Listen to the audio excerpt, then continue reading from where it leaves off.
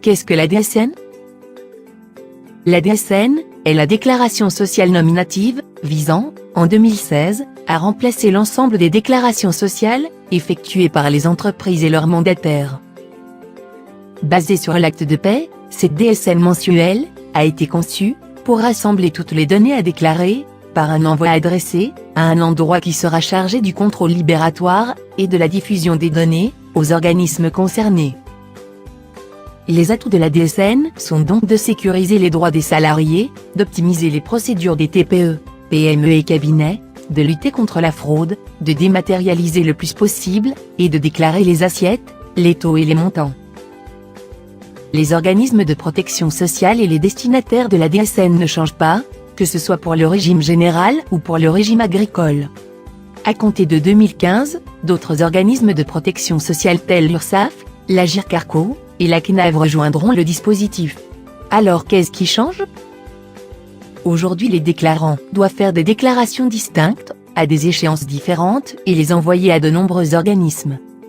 Demain, avec la DSN, le cabinet d'expertise comptable procédera à la transmission dématérialisée, en mode EDI uniquement, de la déclaration mensuelle et des signalements d'événements. La DSN sera produite chaque mois, en sortie de la paie, et adressée aux organismes de protection sociale, vers l'un des deux points d'entrée. Le système DSN correspond à la plateforme de réception, de traitement, de filtrage, d'éclatement, de distribution et à la solution de stockage et restitution, mise en place pour les organismes de base et services de l'État.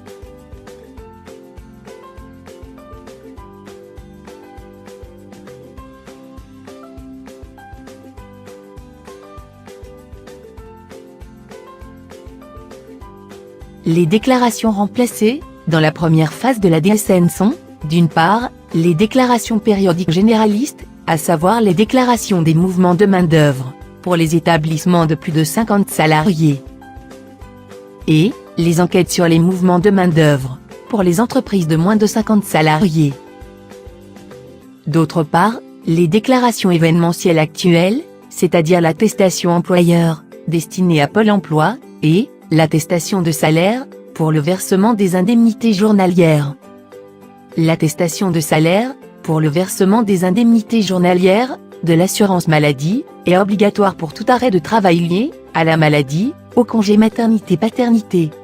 Et, à partir de la phase 2, aux accidents du travail, ou aux maladies professionnelles.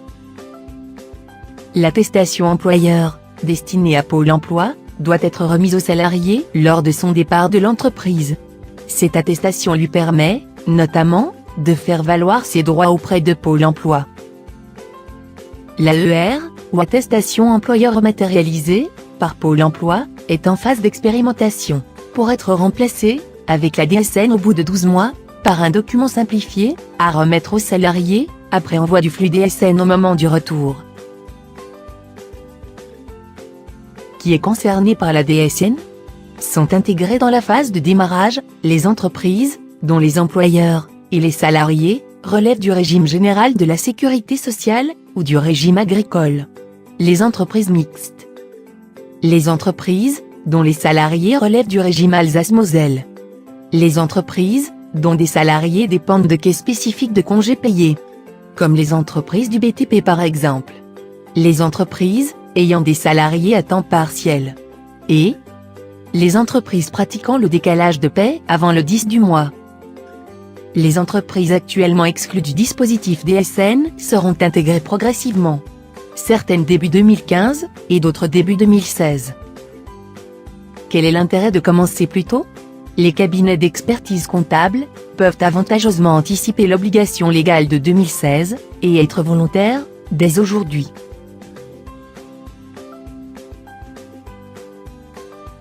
Cela permettra aux cabinets d'expertise comptable, et à leurs clients de bénéficier au plus tôt des apports de la simplification, en anticipant les changements nécessaires.